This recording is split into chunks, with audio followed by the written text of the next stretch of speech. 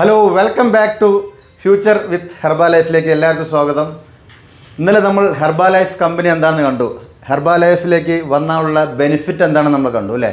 അപ്പോൾ ഇന്ന് എന്താണ് ഹെർബാലൈഫ് എന്ന് പറയുന്നത്? What is Herbalife? നമുക്കറിയാം, ഇന്ന് ഏറ്റവും കൂടുതൽ ചാൻസ് ഉള്ളൊരു ബിസിനസ് ഓപ്പർച്യൂണിറ്റിയാണ് ഡയറക്റ്റ് സെല്ലിംഗ് ഇൻഡസ്ട്രി എന്ന് പറയുന്നത്.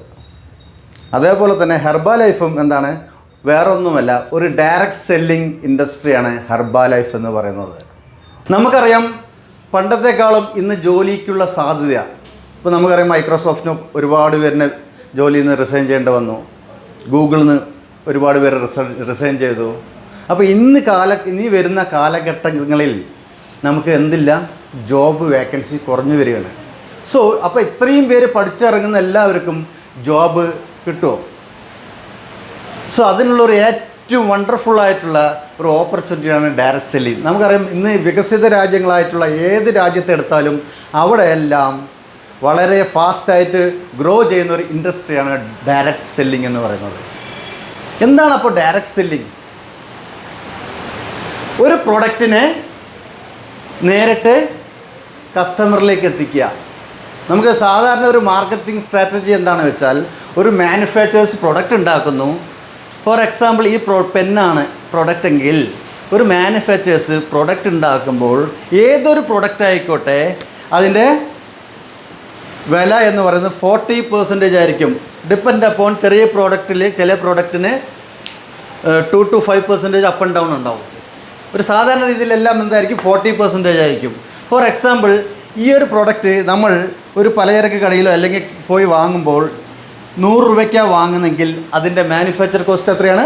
40 രൂപ വിത്ത് പ്രോഫിറ്റ്.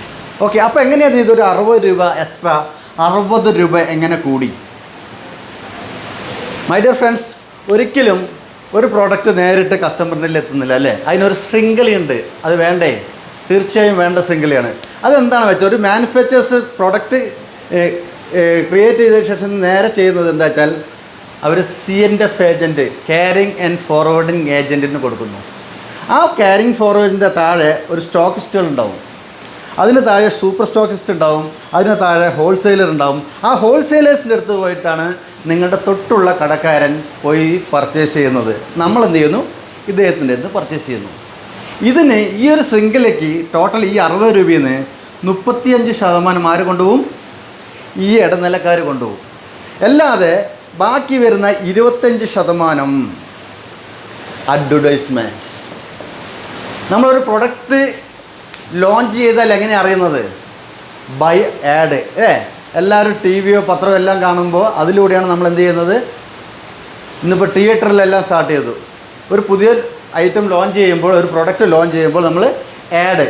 അപ്പോൾ അതിന് ആഡ് ഞാനോ നിങ്ങളോ ചെയ്തിട്ട് കാര്യമുണ്ടോ? ഇല്ല. സെലിബ്രിറ്റീസ് വേണം. ഷാറുഖ് ഖാനും മമ്മൂട്ടി, മോഹൻലാലും, ഐശ്വര്യ റോയ് എല്ലാം എന്ത് ചെയ്യും? ആ പ്രോഡക്റ്റ് ഒന്ന് ലോഞ്ച് ചെയ്യുമ്പോൾ അവർക്ക് എന്ത് പോകുന്നുണ്ട്? 25% അഡ്വർടൈസ്മെൻറ്റ് പോകും.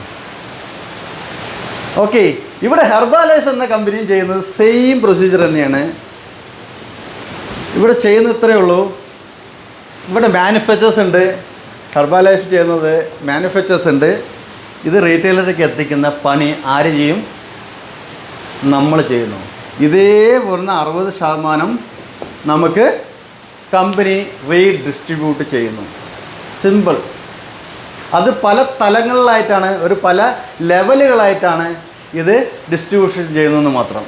ഓക്കെ, അതിനെക്കുറിച്ചുള്ള വീഡിയോ ബാക്ക് ടു ബാക്ക് വന്നുകൊണ്ടിരിക്കുന്നുണ്ടാവും. ഓക്കെ, ഈ ഒരു ഇൻഡസ്ട്രിയാണ് ഇന്ന് ലോകത്തിലെ ഏറ്റവും സാധ്യതയുള്ള, വരും തലമുറയ്ക്ക് ഏറ്റവും സാധ്യതയുള്ള ഒരു ഇൻഡസ്ട്രിയായി മാറാൻ പോകുന്നത്. മൈ ഡിയർ ഫ്രണ്ട്സ്, ഈ ഒരു ശൃംഖല തെറ്റാണോ ചോദിച്ചാൽ തെറ്റല്ല അല്ലേ. പക്ഷെ നമ്മളൊന്ന് ആലോചിക്കേണ്ട ഒരു കാര്യം, ജസ്റ്റ് ഒന്ന് ആലോചിക്കുക. നമ്മൾ വീട്ടിലേക്ക് പ്രതിമാസം 10,000 രൂപയ്ക്ക് പ്രൊഡക്റ്റ് വാങ്ങുന്നുണ്ടെന്ന് വയ്ക്കാം. 10,000 രൂപയ്ക്ക് നിങ്ങളുടെ വീട്ടിലേക്ക് സാധനം എന്തായാലും ഒരു ഫാമിലിയിൽ ഒരു മാസത്തെ ചിലവെന്ന് പറഞ്ഞാൽ ഏറ്റവും ചുരുക്കി നിന്നൊരു 10,000 രൂപ വേണം അല്ലേ. 10,000 രൂപയ്ക്ക് പ്രൊഡക്റ്റ് വാങ്ങുന്നുണ്ടെങ്കിൽ നിങ്ങളുടെ വീട്ടിലേക്ക് എത്ര രൂപേൻ്റെ പ്രൊഡക്റ്റാണ് ശരിക്കും എത്തുന്നത്? 4,000 റുപ്പീസ്. മനസ്സിലാവുണ്ടോ? അത്രയേ എത്തുന്നുള്ളൂ. ബാക്കി ആര് കൊണ്ടുപോകണു? നിങ്ങൾ അധ്വാനിച്ച പൈസ ഇവർ കൊണ്ടുപോകുന്നു. കറക്റ്റ് അല്ലേ? പക്ഷെ അത് തെറ്റാണോ? അല്ല. അതുണ്ടെങ്കിലേ നിങ്ങളുടെ കയ്യിൽ പ്രോഡക്റ്റ് എത്തുള്ളൂ. അങ്ങനെ നിങ്ങളൊരു 50 വയസ്സ് വരെ ജീവിക്കുന്നുണ്ടെങ്കിൽ 50 വയസ്സ് വരെ നിങ്ങൾ ജീവിക്കുന്നുണ്ടെങ്കിൽ അതിൽ 30 വയസ്സ് ആർക്ക് വേണ്ടിയിട്ടാണ്? 30 വർഷം നിങ്ങൾ ജീവിച്ചത് ഈ ഇടനിലക്കാർക്ക് വേണ്ടിയിട്ടാണ്. എന്നെങ്കിലും അത് ചിന്തിച്ചിട്ടുണ്ടോ? ഞാൻ എപ്പോഴും പറയുന്നു അത് തെറ്റല്ല. പക്ഷേ നിങ്ങൾ അധ്വാനിച്ച, നിങ്ങൾ കഷ്ടപ്പെട്ട് വർക്ക് ചെയ്യുന്നതിൻ്റെ പൈസ ആര് കൊണ്ടുപോകണു? ഈ ഇടനിലക്കാർ കൊണ്ടുപോകണു.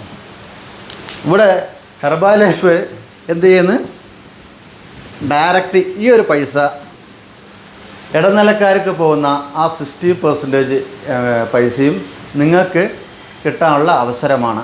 നിങ്ങൾ തന്നെയാണ് ഇതിനെ പ്രൊമോട്ട് ചെയ്ത, ഈ പ്രൊഡക്റ്റെല്ലാം പ്രൊമോട്ട് ചെയ്യുന്ന മമ്മൂട്ടി, മോഹൻലാലും ഷാറുഖ് ഖാനെല്ലാം ആരാണ്? നമ്മൾ ഓരോരുത്തരുമാണ്. ഓക്കെ, ഇനി ഞാൻ പറയാൻ പോകുന്നത് എന്തിനാണിത് ഹെർബൽ ലൈഫ് ചൂസ് ചെയ്യേണ്ട കാര്യം എന്ന് പറഞ്ഞ് ഡയറക്റ്റ് സെല്ലിംഗ് ആണ്. ഇതിലൂടെ എന്താണ് ബെനിഫിറ്റ്? നമുക്കറിയാം ടൈം = മണി അല്ലേ? ടൈമിനെ കൂട്ടിയാൽ മാത്രമേ ടൈമിനെ കൂട്ടിയാൽ മാത്രമേ നമുക്ക് ഇൻകം കൂടുകയുള്ളൂ. എല്ലാ മനുഷ്യന്മാർക്കും ഒരു ദിവസം എന്ന് പറഞ്ഞാൽ എത്രയാ? 24 മണിക്കൂറാണ് അല്ലേ? കാക്കയ്ക്കും പൂച്ചയ്ക്കും എല്ലാം എന്താണ്? 24 മണിക്കൂറാണ്. അപ്പോൾ ഈ ടൈമിന് എങ്ങനെ കൂട്ടാൻ പറ്റും? നമ്മൾ ഈ സാധാരണ 24 മണിക്കൂറിൽ 8 മണിക്കൂർ എന്ത് ചെയ്യുന്നുണ്ടാവും? വർക്ക് ചെയ്യുന്നുണ്ടാവും. 8 മണിക്കൂർ ഉറങ്ങുന്നുണ്ടാവും. ഈ 8 മണിക്കൂർ എന്ത് ചെയ്യുന്നുണ്ടാവും?